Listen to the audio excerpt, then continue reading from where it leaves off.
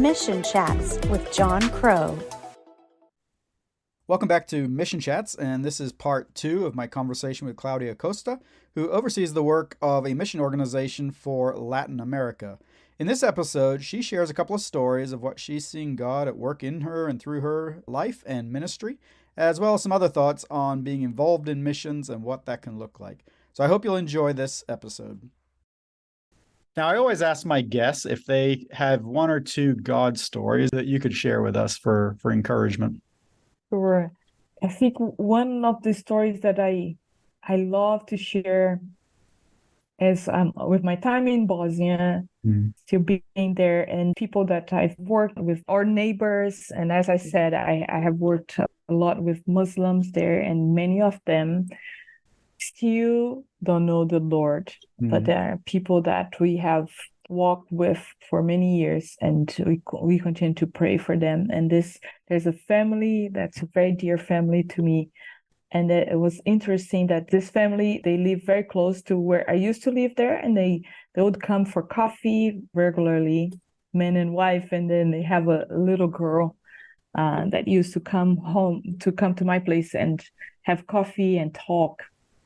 And one of those visits, I had several Bibles open in my table because I was just preparing a Bible study or something. And as I was talking to the lady, the husband took one of the Bibles that was in the Bosnian language and started just to browse and look into the different passages. And I very interested in also asking questions about this. And I was like, oh, okay. They knew, of course, that I'm a believer, that what I was doing there, and I was working for them. I was just working for a local church. So then the man asked me, okay, can I have a copy of this? Is a copy of a Bible in our language? Yep. I said, yes, I can have that for you. So I got a copy. And it happened, this man used to be a policeman and worked night shifts and for long hours, sometimes on his own.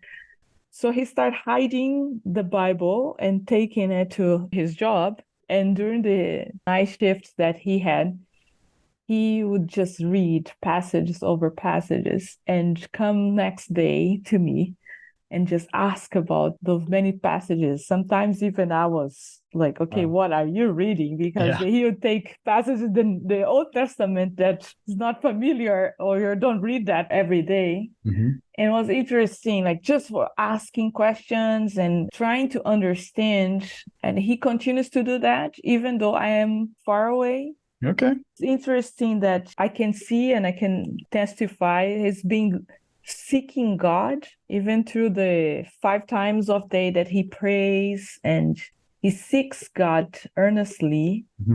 And then he trying to compare the Quran with the Bible and what it says one and other. So I think God works in mysterious ways. We know that. And we continue to pray for this man that he will eventually find the truth that he is looking for. So I think that, in a sense, it's not a successful story, but at the same time, for me, it's having someone that is really seeking God. And I think that there are lots of people that don't know the Lord and they're seeking the Lord somehow. They're seeking God somehow. And that's an example of it. And the more recent one, and I would say that's the power of prayer.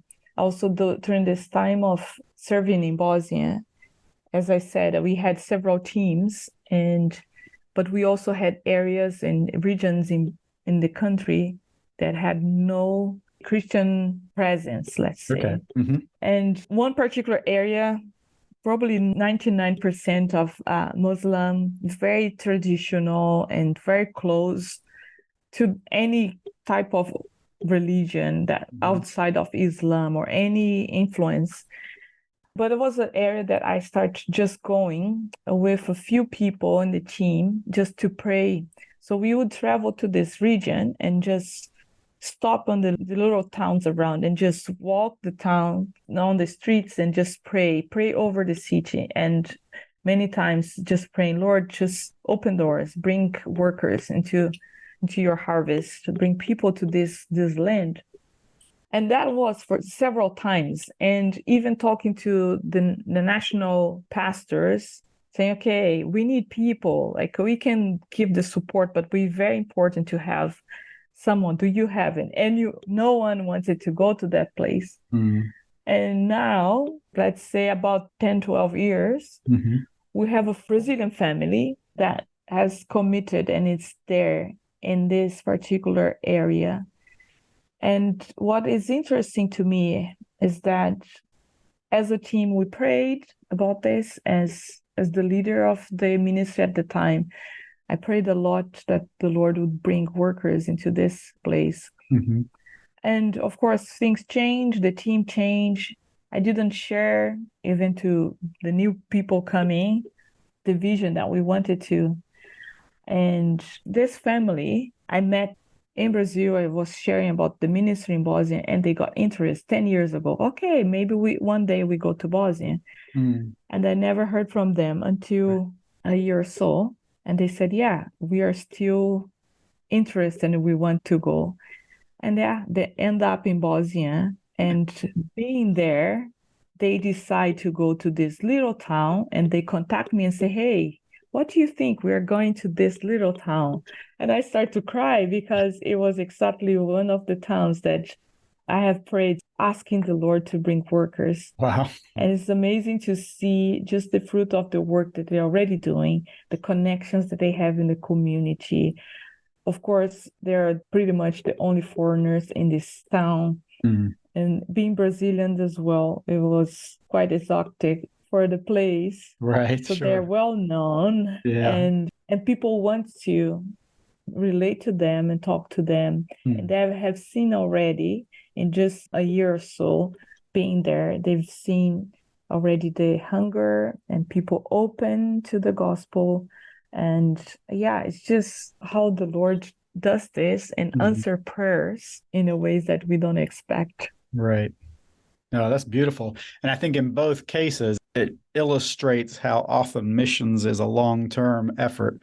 And while, short-term teams are great and, God uses those to bring more into the kingdom, there's also long-term teams that are needed and people who are willing to go for the long term, because often, especially in parts of the world like you're sharing about, it doesn't happen overnight. It is a long process. And so it's neat as you're sharing those two stories, it's kind of like two parts. There's the part of, seed being sown in country and the slow process of this man as he's seeking and trying to understand, but then also kind of a long-term process for this family that you shared about who, in another sense, a seed was sown with them as you shared opportunities years ago.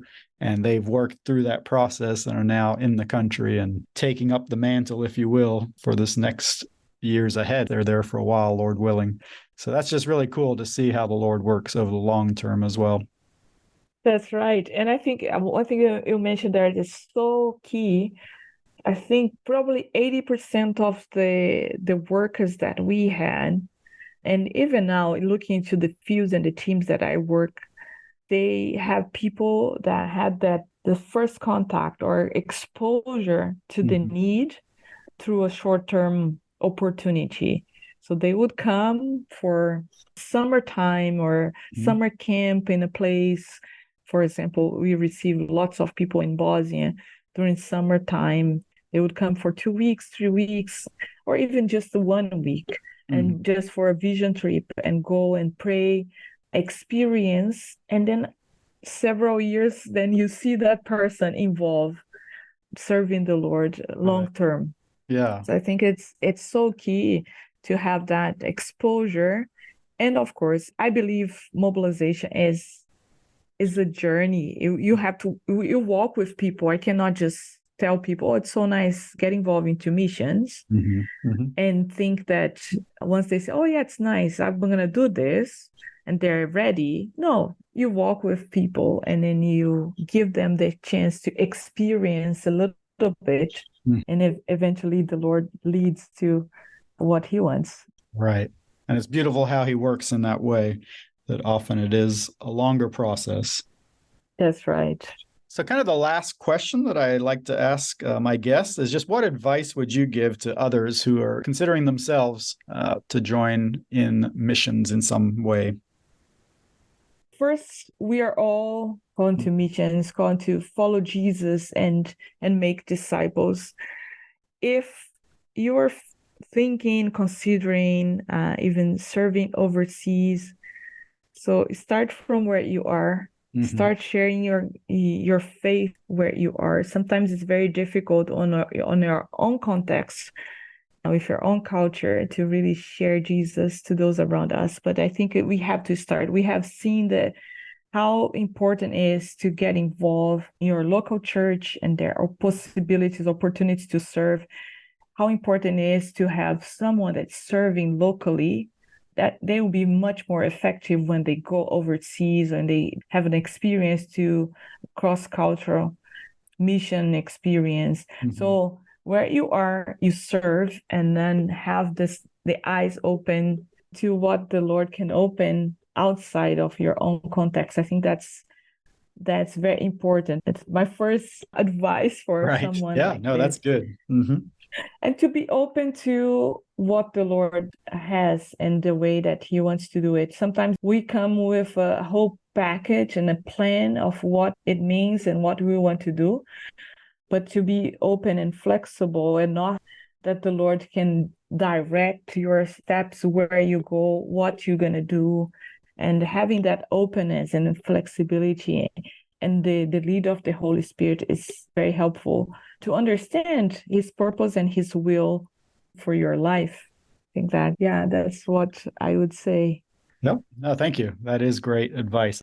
My last thought, as you were sharing there and just thinking about your experience over the years, I'd love to hear if there's one thing that you would share with someone who's in missions already, but being asked to step into a leadership role. Is there something that when you look back, maybe you wish someone had told you before you took that step?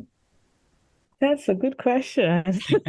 Sorry, that wasn't on my list, but no, that's okay. Yeah, people say, in my experience, I have heard many even leaders and people say, oh yeah, when you take on a leadership role, this is very lonely. It can be true, but you also can make a decision and not walk alone. I think that's one thing that it's a mistake when you say, oh yeah, leadership is very lonely. Yes, in some things, yes, but I think it's leadership, you do it together. When you build a team, you walk with a team around you, you share your burden with others.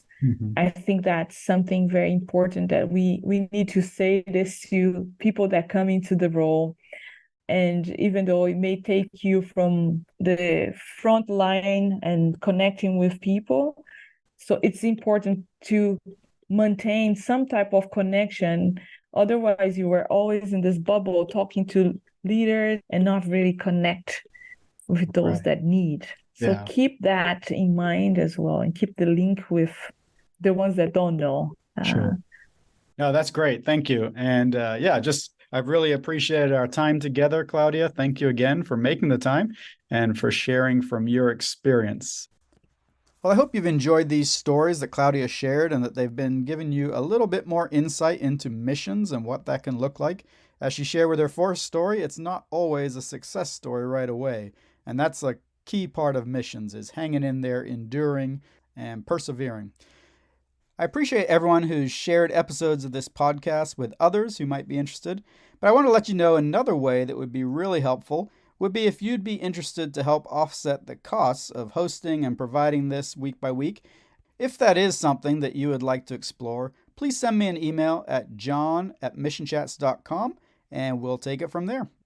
And as always, thank you so much for your interest and for taking the time to listen to these stories of those who are serving or have served in missions around the world. Find us online at missionchats.com